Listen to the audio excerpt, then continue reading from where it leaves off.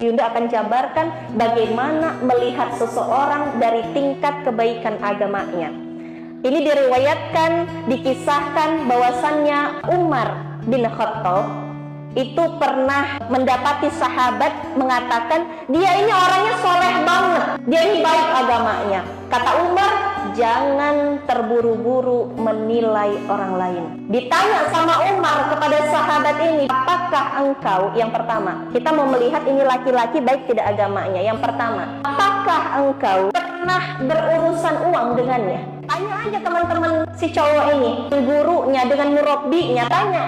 Bagaimana kalau kita berhubungan uang dengannya? Apakah dia amanah? Apakah dia suka minjem? Apakah dia suka ngutang? Apakah dia ngambil pinjol? Kalau kita sudah clear, ini laki-laki tak pernah ada catatan ribanya. Bagus. Pernah ada catatan ngemisnya. Bagus. Berarti dia seorang mental pejuang. Yang kedua, dilanjutkan sama Umar, apakah engkau pernah safar, berpergian jauh dengannya? Mungkin kita tidak pernah berpergian jauh dengan beliau, ya.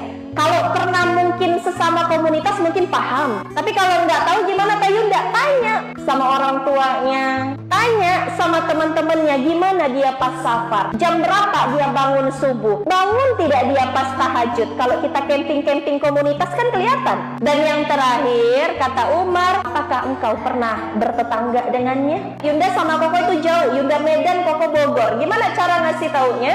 Tanya, mungkin sama tetangga terdekatnya yang bisa kita tanyai atau minimal keluarganya. Bagaimana hablu minan nasnya? Tanya. Jangan sampai dia galak sama manusia. Jangan sampai dia baik ke Allah, galak sama manusia. Ada kan yang kayak gitu? Sholat terus tapi mulutnya kasar sama orang lain. Ada nggak? Ada. Kita ini harus 3. Hablu minallah, jalan. Hablu minan nas, jalan. Hablu minafsi, jalan. Nah, dari 3 hal itu dapat kita simpulkan kriteria apakah benar ini laki-laki dia memiliki keimanan.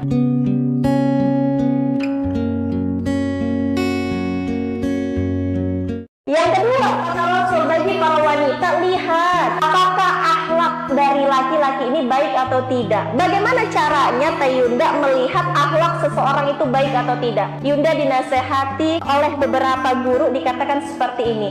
Kalau engkau pengen melihat akhlak seseorang, coba lihat dari bagaimana dia memperlakukan orang-orang di bawahnya. Dia jadi guru, lihat bagaimana dia memperlakukan muridnya. Dia jadi pemimpin, lihat bagaimana dia memperlakukan karyawannya. Dia jadi suami, lihat bagaimana dia memperlakukan istri dan anak-anaknya. Jangan sampai di luar bagus, megah, di rumah kacau, kasar sama istri.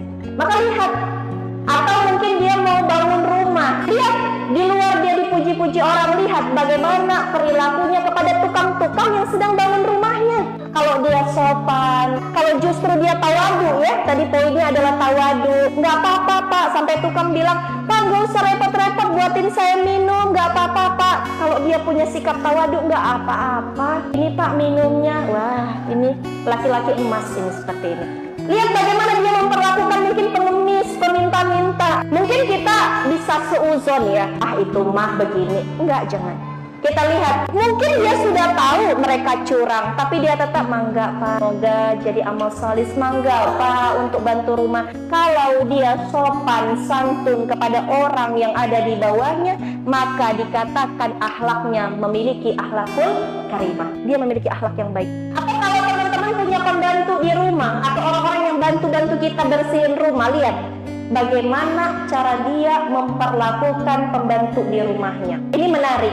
Banyak orang yang Yunda dapati, kalau punya pembantu di rumah, itu dia pisahkan makan pembantu dengan makannya. Boleh nggak seperti itu? Nggak boleh. Kenapa? Kenapa Yunda bilang seperti ini? Itu ada landasannya, ada kisahnya. Yunda lupa ini dari sahabat yang mana, nanti coba teman-teman cari lagi. Ada seorang sahabat yang dia memiliki seorang budak. Lalu dia makan secara terpisah dengan budaknya. Ditegur sama Rasulullah. Nggak boleh seperti itu. Akhirnya setelah ditegur oleh Rasulullah, setiap hari apa yang dia makan dalam satu nampan bersama budaknya. Kalau Rasul saja melarang kita untuk membeda-bedakan, kenapa kita lakukan itu? Cuma dengan asas dasar-dasar mungkin ideologi-ideologi modern yang kita dengar. Apa lihat? bagaimana dia cara memperlakukan orang-orang yang di bawahnya. Baru ketahuan dia baik murni atau pura-pura. Apa? Baik murni